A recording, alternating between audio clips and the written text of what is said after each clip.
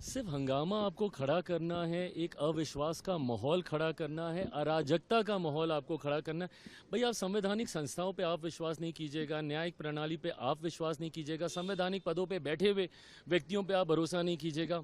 इन्होंने हर वो व्यक्ति, हर वो संस्था जिन्होंने देश हित में फैसले लेने का काम किया, देश हित में उन्होंने निर्णय लिए, उन्होंने प्रक्रियाएं शुरू कराई, इन्होंने हर उस व्यक्ति, हर उस संस्था को नकारने का काम किया।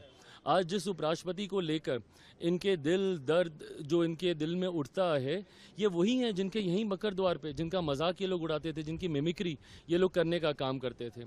आज चुनाव आयोग के ऊपर आप सवाल खड़े कर रहे हैं। ये वही चुनाव आयोग है जिनके नेतृत्व में चुनाव हुए हैं और कांग्रेस लंबे समय तक सत्ता में रही है, केंद्र में हो, राज्यों में हो।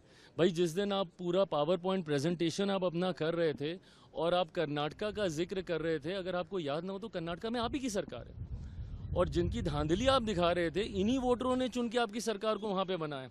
आप अपनी भी सरकार के ऊपर आप सवाल खड़ा कर देते हैं। हकीकत है चुनाव आयोग एक स्वतंत्र संवैधानिक संस्था है। आप क्यों गए थे इनके पास शिकायत करने?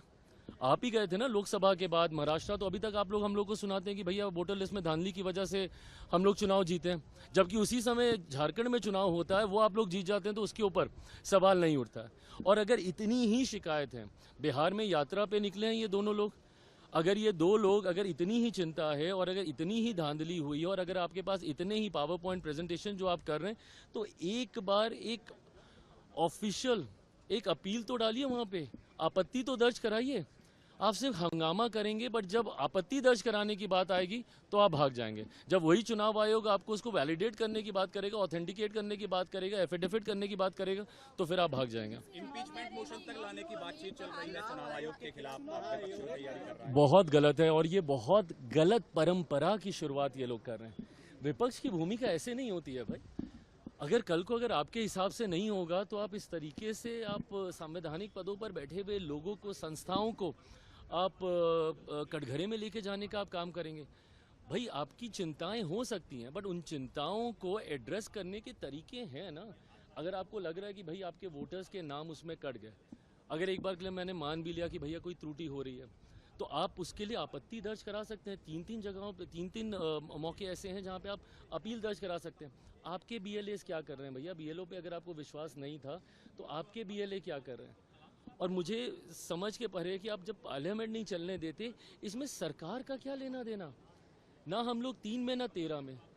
आप चुनाव आयोग के पास आप गए, आपको चुनाव आयोग से शिकायत थी कि भाई धांधली हुई है, तो धांधली को रेक्टिफाई करने का यही तो प्रोसेस है, और कैसे किया जाएगा?